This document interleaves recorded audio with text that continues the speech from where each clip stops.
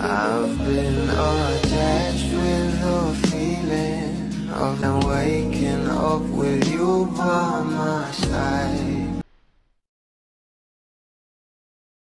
Alam naman natin na kahit ano pang ang isyong iba to sa ating Donnie at Belle ay talaga namang nananatiling matatag sa ang relasyon nila, lalong lalo na at patuloy silang sinusuportahan ng maraming bubblies.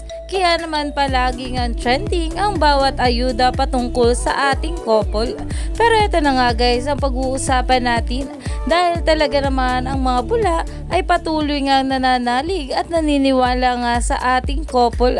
At ayon nga rito, napakahaba ng buhok ni Belinda. Sayo at sayo pa rin talaga uuwi. Relax na kayo aming mga bubblies. Tama na ang pag-alala. Breathe. Ako na ang bahala sa lahat. Good night.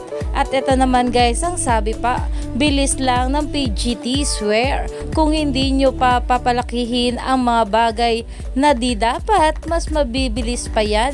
Excitedly waiting for the next Don Bell Project 2. Hihi, dapat malakas pa rin us. Iyan na nga guys na kung saan alam naman natin na kahit ano pa ang gawin ng mga bashers ay talagang hindi nga sila mananalo sa mga bula.